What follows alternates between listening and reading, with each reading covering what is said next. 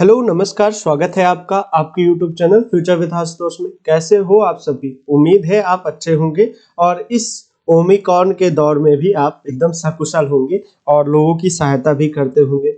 सहायता जरूर करिए। आज का जो वीडियो टॉपिक है वो है PYQ, प्रीवियस ईयर क्वेश्चन है। ये है केवल IAS और PCS के लिए और परीक्षाओं के लिए भी आप इसको देख सकते हो, हेल्पफुल होने वाला है। ऑब्वियस है कि हर परीक्षा के लिए IAS और PCS का पेपर हेल्पफुल होता है, तो आप देख सकते हो।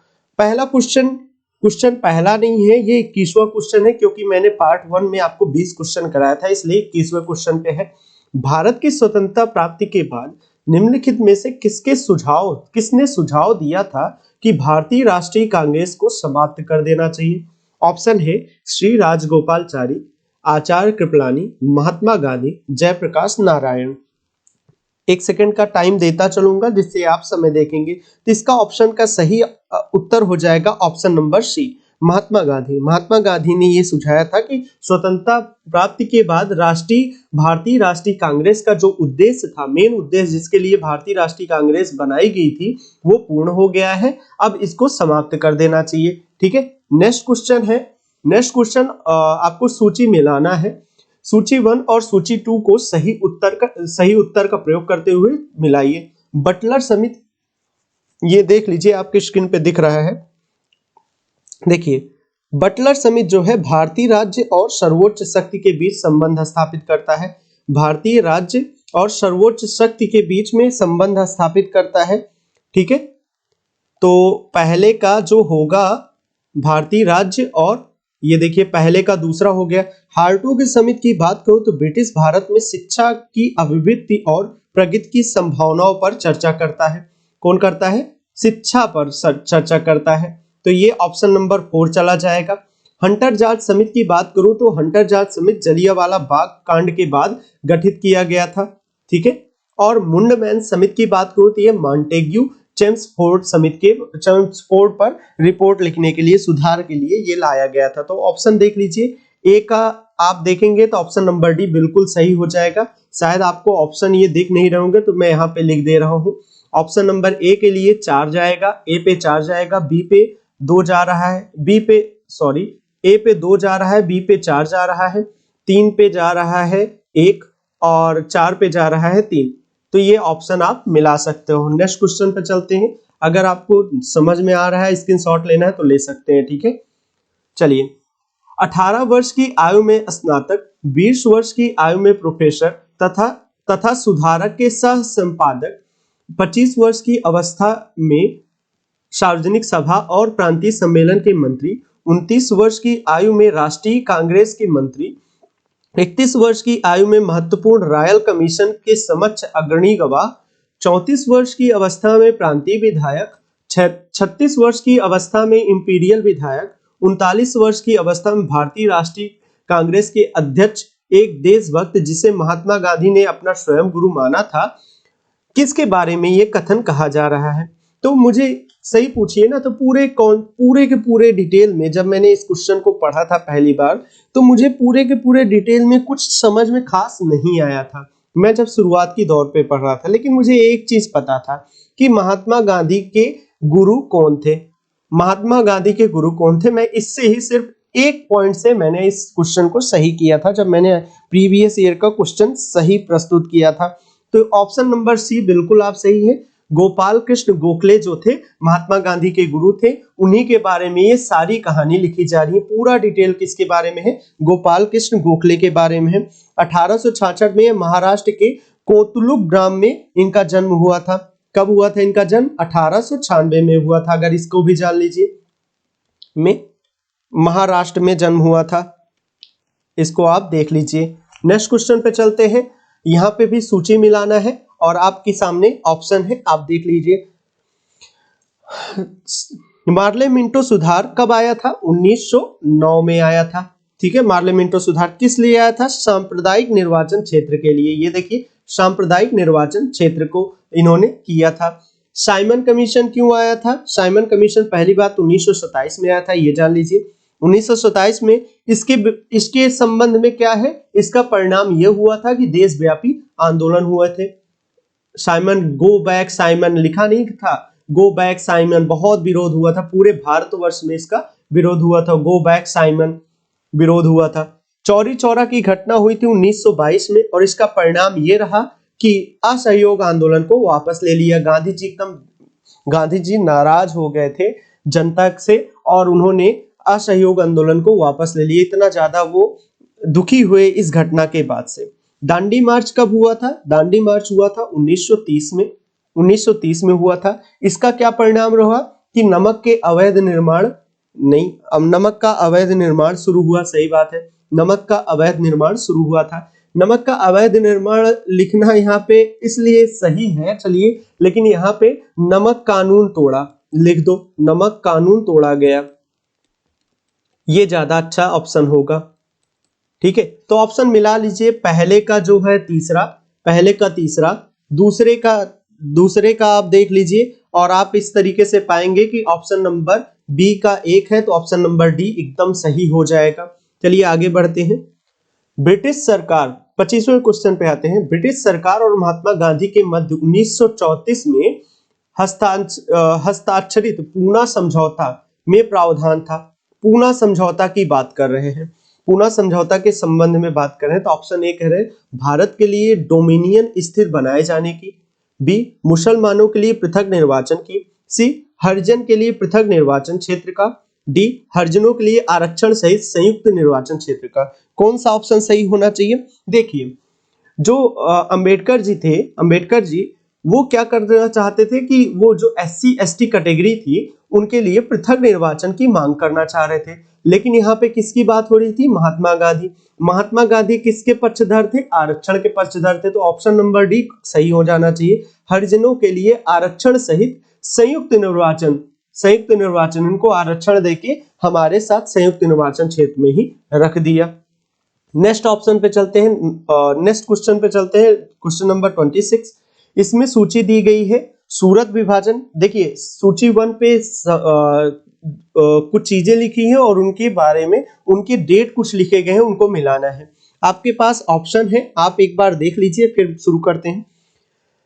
बात करेंगे, देखिए सूरत विभाजन जो हुआ था कब हुआ था? आपको पता है 1907 में हुआ था। कब हुआ था भाई? 1907 में हुआ था। सांप्रदायिक अधिनिर्णय कब हुआ था? सांप्रदायिक अधिनिर्णय जो होता है वो रैमजे मैकडोनाल्ड के कहने पे हुआ था। कब हुआ था? करीब करीब ये 1932 में हुआ था। सही है, 1932 में। ये सर्वदलीय सम्मेलन की बात करूं, अगर सर्वदलीय सम्मेलन जो था ये नेहरू रिपोर्ट के बाद हुआ था। नेहरू रिपोर्ट के बाद मैं इसमें 1928 और 1919 में 29 में कंफ्यूज हो रहा हूं। एक सेकंड, अगला ऑप्शन देख लेते हैं। हाँ, पूर्ण स्वराज का संकल्प, पूर्ण स्वराज का संकल्प 1929 के लाहौर अधिवेशन में हुआ था।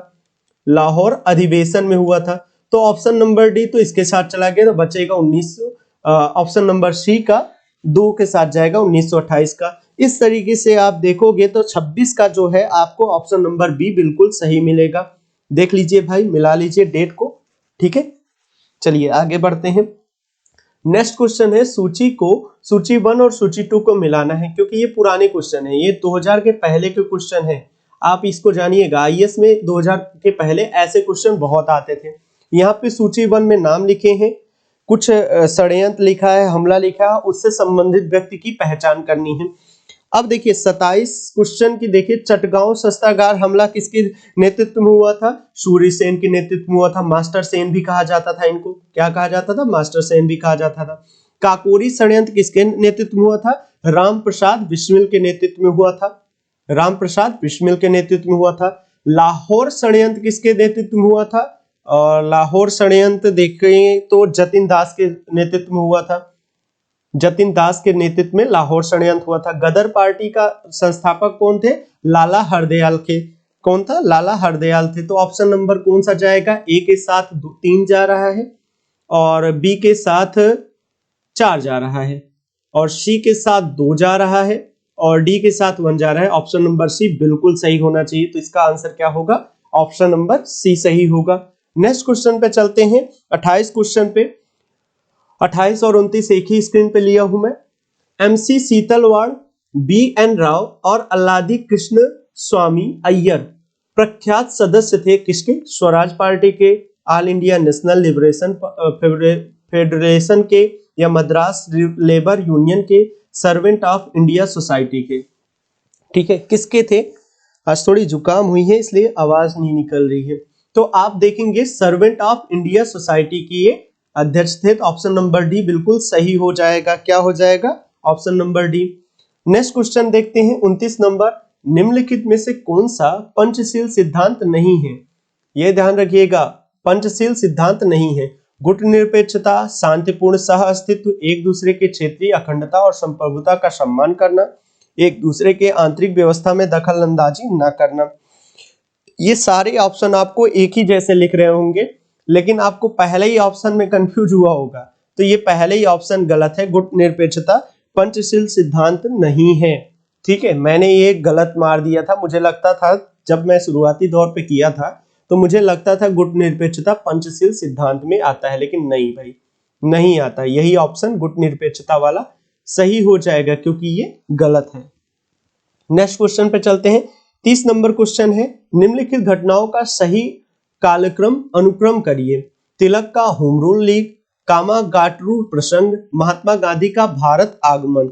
इसमें देखिए डेट में, जैसे आपने सुना होगा कि आईएएस जो है वो डेट नहीं पूछता। आपने कई लोगों के मुंह से ये चीज सुना होगा, लेकिन ये क्या है? फिर ऐसे ही क्वेश्चन आते हैं, डेट डायरेक्ट नहीं पूछेगा लेकिन आपको डेट याद भी रखना पड़ेगा। तो होम रूल आंदोलन जो हुआ था, ये हुआ था 1916 में, वो भी अप्रैल में।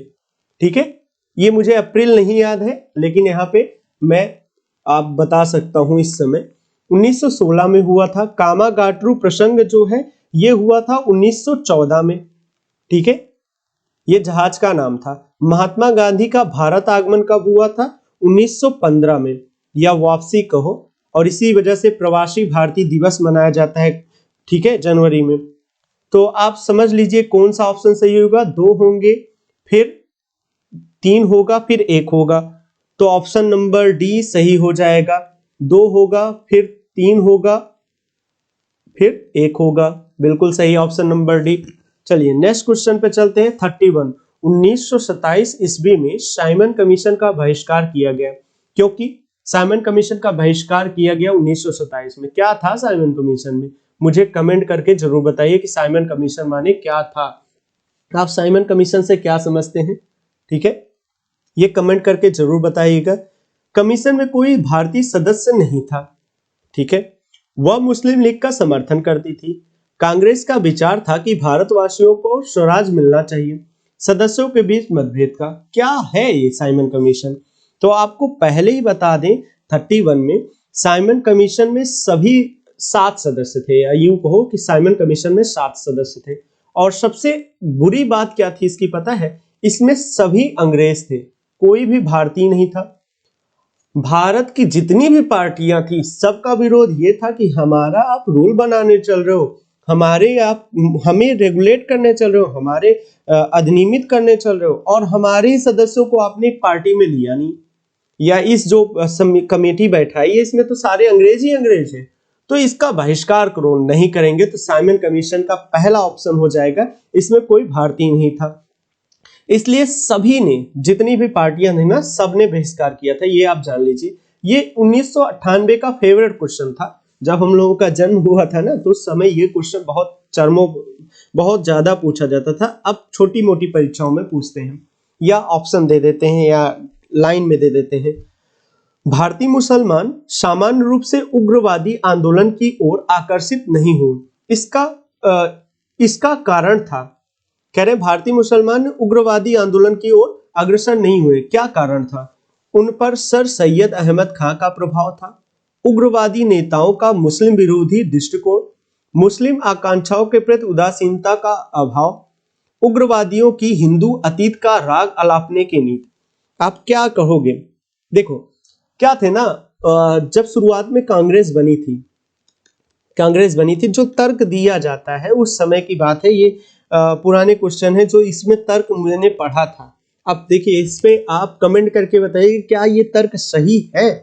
ठीक है, ये आपको कमेंट करके बताना है कि कांग्रेस थी उसका मानना था कि भाई, जो कांग्रेस का मानना यही था, कांग्रेस जब गठित हुई थी तो उसमें जो थे हिंदू बहुत थे, हिंदू बाहुल्य था।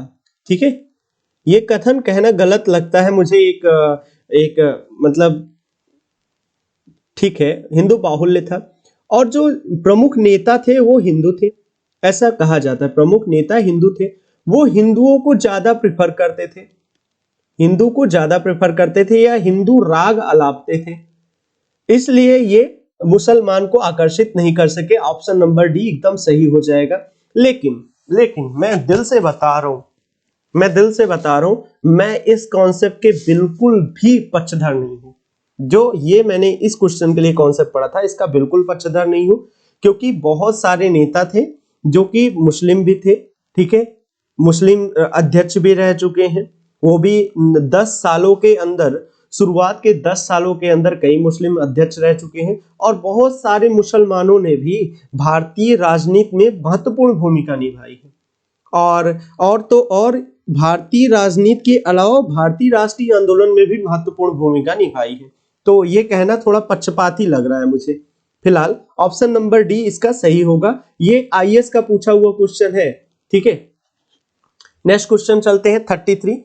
और हाँ, 33 स्टार्ट करूं उसके पहले एक चीज तो जरूर कहूंगा, अगर आपने चैनल को सब्सक्राइब नहीं किया तो प्लीज सब्सक्राइब कर दीजिए। वहां पे जो नीचे आपको रेड कलर का बटन दिख रहा है उसको ठोक दीजिए, एकदम गोली वोली मार दीजिए उसको, जिससे आप मेरे चैनल को सब्सक्राइब कर ले।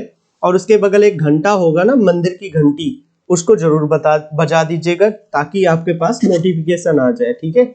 ये चीजें कर लीजिएगा और लोगों को भी शेयर करिए जिससे कि मेरी मेहनत सार्थक हो सके। निम्नलिखित घटनाओं में से किस एक को मॉन्टेग्यू ने निवारक हत्या के नाम से विशेषीकृत किया था? निवारक हत्या से संबंधित प्रश्न पूछ रहे हैं, बहुत महत्वपूर्ण प्रश्न है ये। मैंने आए दिन अभी लेटेस्ट में देखा है, ये पिछले 5 साल के पेपर में मैंने इसको देखा हुआ है। अब मुझे एग्जैक्टली नहीं याद आ रहा है कि मैंने किस साल इसको देखा था, लेकिन मैंने देखा हुआ है। तो चलिए आगे बढ़ते हैं। ऑप्शन ए है कि आईएनए सक्रियतावादी की हत्या, जलियांवाला बाग नरसंहार, महात्मा गांधी की गोली मारकर हत्या, करजन वाइथ की गोली मारकर हत्या, ठीक है। इसमें से क्या लग रहा है आपको, कौन सा होना चाहिए 33 का? ठीक है, तो ये जलियांवाला बाग से संबंधित है, जलियांवाला बाग नरसंहार से संबंधित है। इसके लिए निवारक हत्या कहा था कि भाई इसके लिए मेरे पास निवारक हत्या का संदर्भ दिया था। इसकी बड़ी कहानी है, बहुत लंबी कहानी है, मैं सुनाऊंगा कभी आपको हिस्ट्री पढ़ाते हुए। आप लोगों का सपोर्ट कम हो रहा है। मैंने कई बार कहा है मैं हिस्ट्री पढ़ाऊंगा, लेकिन मैं नहीं पढ़ा पा रहा हूँ क्योंकि हिस्ट्री पढ़ाने में मेहनत लगती है और आप लोग सपोर्ट नहीं कर रहे हो। और लोगों को शेयर करो, मिनिमम 100 लोग तो देखते ही रहे ना, 100 लोग देखते रहे वीडियो तो समझ में आता है। सब्सक्राइबर है 3200 के करीब है, 3200 से प्लस ही है शायद, मैंने देखा नहीं लेटेस्ट में। तो थोड़ा सा बढ़ाइए, लोगों को शेयर भी करिए और बताइए कितनी मेहनत हो रही है। ये चीजें आपके बिना कहे ही कर देना चाहिए। निम्नलिखित घटनाओं का सही अनुक्रम क्या है? अगस्त प्रस्ताव, आईएनए मुकदमा, भारत छोड़ो आंदोलन, रॉयल इंडियन नेवल रेटिंग का विद्रोह। कौन सा? देखिए डेट इसमें फिर से देखना पड़ेगा। अगस्त प्रस्ताव की बात करूं तो 1940 में आया था, ठीक है, इसकी कहानी कभी सुनाएंगे। आईएनए मुकदमा की बात करूं तो ये 1945 में हुआ था, ठीक है, 1945 में हुआ था। आप मुझे ये कमेंट करिए, ये जरूर कमेंट करिए, मैं आपसे कह रहा हूं कि इसका कमेंट करिए कि आईएनए मुकदमा 1945 में हुआ क्या था। बहुत ही महत्वपूर्ण घटना है। भारत छोड़ो आंदोलन सबको पता होगा 1942 में हुआ था, और रॉयल इंडियन नेवल रेटिंग का विद्रोह हुआ था 1946 में, ठीक है। अब आप डेट एडजस्ट कर सकते हो, देखो पहला होगा, फिर तीसरा होगा, फिर दूसरा होगा, फिर चौथा होगा। जो ऑप्शन दिख रहे हैं उसी पे आपको देख लेना है, पहला, तीसरा, दूसरा, चौथा। ऑप्शन नंबर ए बिल्कुल सही होना चाहिए। बिल्कुल सही है भाई, ऑप्शन नंबर ए बिल्कुल सही हो गया। नेक्स्ट क्वेश्चन पे आते हैं। भारत के स्वतंत्रता आंदोलन के प्रारंभिक दौर में उग्रवादी विचारधारा को निम्नलिखित में से कौन सा एक निरूपित करता है? 1998 का आईएएस का क्वेश्चन है भाई, देखते हैं। आयातित वस्तुओं पर देशज वस्तुओं का प्रश्रय देकर देशज वस्तुओं के उत्पादन को बढ़ावा देना। दूसरा ऑप्शन है सांविधिक साधनों एवं याचिकाओं के स्थान पर आक्रामक साधनों से स्वशासन प्राप्त करना। नेक्स्ट ऑप्शन है देश को आवश्यकता अनुसार राष्ट्रीय शिक्षा प्रदान करना। और नेक्स्ट ऑप्शन है डी नंबर, सैनिक विद्रोह द्वारा ब्रिटिश साम्राज्य के विरुद्ध बालात राज परिवर्तन संगठित करना। कौन सा सही होना चाहिए भाई, कमेंट करिए फटाफट। मुझे पता है कि मैं लाइव नहीं हूं, लेकिन आप कमेंट तो कर ही सकते हैं ना। ऑप्शन नंबर बी बिल्कुल सही है, सांविधिक साधनों और याचिकाओं के स्थान पर आक्रामक साधनों से स्वशासन प्राप्त करना। ठीक है, ऑप्शन नंबर बी बिल्कुल सही है। देखिए, आपको एक चीज और हो सकता है कि मेरा वीडियो में लगातार बताता चल रहा हूँ, रुक नहीं रहा हूँ, कोई भी आपके लिए ऑप्शन नहीं दे रहा हूँ, तो इसके लिए आपको क्या करना है ना, आपको वीडियो को पुश करना है, पॉज करना है, और उसके बाद आपको फिर से ऑप्शन देखना है, समझना है, फिर करना है, क्योंकि ऐसे ही समझ में आएगा। बहुत फास्ट भी कर लोगे ना तो समझ में नहीं आएगा। ये होगा ना कि अच्छा तो लगेगा, बहुत समझ में भी कुछ समय तो आ जाएगा, लेकिन पेपर के टाइम पे आप नहीं कर पाओगे। 36 की बात करें, निम्नलिखित युग्मों में से कौन सा सही सुमेलित है। यहाँ पे कुछ ऑप्शन दे रहे हैं, उसको मिलाना है, मिलाना नहीं है, देखना है कि कौन सा सही सुमेलित है। आप देख लीजिए, स्क्रीन पे आपको दिख रहा है, ये ऑप्शन गलत है, ये ऑप्शन फॉल्स है, और सभी सही है। मुझे लगा कि यहाँ पे मैंने सही सुमेलित के बजाय मैं गलत समझ लिया था। ठीक है, तो ऑप्शन नंबर डी फॉल्स है और बाकी सही है, तो ऑप्शन नंबर डी सही हो जाएगा। ठीक है, ऑप्शन नंबर डी एकदम सही हो जाएगा। 37 पे आते हैं, कांग्रेस अपने पतन की कगार पर है और भारत में रहते हुए मेरी एक महत्वपूर्ण कामना है या मेरी महती आकांक्षा इसके शांतिपूर्ण ढंग से समाप्त हो जाने में हाथ बटाने की है। ये किसका कथन है? देखिए, पहला शुरुआत भी कांग्रेस के खात्मे से मैंने किया था, और लास्ट ये 37 नंबर का क्वेश्चन भी कर रहा हूँ। भाई, मैं कांग्रेस का विरोधी नहीं हूँ, चुनाव का माहौल चल रहा है, पता चले कि कहो कि आशुतोष सर आप तो कांग्रेस के ही विरोधी हैं, ऐसा कुछ नहीं है। इसमें ऑप्शन में देते हैं, लॉर्ड डफरिन क्या है? ऑप्शन है लॉर्ड कर्जन है, लॉर्ड लिटन है, उपरोक्त में से किसी का नहीं है। 37 बता दीजिए फटाफट। ये है लॉर्ड कर्जन का। किसका कथन है ये? लॉर्ड कर्जन का ये कथन है। ठीक है, लॉर्ड कर्जन का कथन है। ठीक है, तो ये बहुत इंपॉर्टेंट है, इसको इंपॉर्टेंट सीरीज में डाल दीजिए। यहाँ पे आपको ये कथन रखना है। गदर पार्टी का नेता कौन था? गदर पार्टी के नेता लाला हरदयाल थे। ये ऑप्शन तो आपको रटा होना चाहिए। लाला हरदयाल इसके संबंधित हैं या इसके नेता हैं। 38 हो गया। 39, लॉर्ड माउंटबेटन वायसराय के रूप में भारत आए थे। ऑप्शन ए, भारतीय उपमहाद्वीप को विभाजित करने की विशेष हिदायत के साथ, यथासंभव भारत को संयुक्त रखने की विशेष हिदायत के साथ, जिन्ना की पाकिस्तान की मांग को स्वीकार करने की विशेष हिदायत के साथ, कांग्रेस का विभाजन स्वीकार करने हेतु राजी करने की विशेष हिदायत के साथ। कौन सा ऑप्शन सही होना चाहिए? आपको क्या लगता है? देखो, लॉर्ड माउंटबेटन को भेजा गया था कि जाओ भारत जाओ, यथासंभव भारत को संयुक्त रखो। क्या रखो? संयुक्त रखो। यथासंभव भारत को संयुक्त रखो और स्वतंत्र करने की रास्ते को आप बनाओ। ऑप्शन 40 नंबर क्वेश्चन है और आज की क्लास का लास्ट क्वेश्चन है। इसको देखते हैं, इसके बाद क्लास एंड करेंगे। खिलाफत आंदोलन ने शहरी मुस्लिम को राष्ट्रीय आंदोलन के घेरे में ला दिया था। ठीक है, कारण राष्ट्रीय और खिलाफत दोनों आंदोलन में साम्राज्यवाद विरोधी एक प्रबल तत्व था। साम्राज्यवाद विरोधी एक प्रबल तत्व था। आपको नहीं लगता कि ये इसका उत्तर है? खिलाफत आंदोलन ने शहरी मुस्लिम को राष्ट्रीय आंदोलन के घेरे में ला दिया। क्या किया? मतलब राष्ट्रीय आंदोलन में मुस्लिमों की भागीदारी भी आ गई, क्योंकि ये मुस्लिम से संबंधित ही आंदोलन था। राष्ट्रीय और खिलाफत दोनों आंदोलन में साम्राज्यवाद विरोधी एक प्रबल तत्व था। साम्राज्यवाद विरोध मतलब सरकार विरोधी, ये कहो। आपको अगर ना समझ में आ रहा हो तो यहाँ पे सरकार विरोधी एक प्रबल तत्व था। प्रबल तत्व का मतलब प्रबलता से ये चीज चाह रहे थे, तो इसका मतलब कथन ए सही है, बी सही, कथन आर सही है और ए आर दोनों सही है। आर ए का सही स्पष्टीकरण है, बिल्कुल सही हो जाएगा ऑप्शन नंबर ए। तो आज बस इतना ही रखते हैं। उम्मीद है आपको क्लासेस पसंद आई है, आप लोगों के साथ शेयर भी करते होंगे, और दिल से पढ़िए, तैयारी करिए। बाकी और कुछ नहीं चाहिए आपसे। धन्यवाद।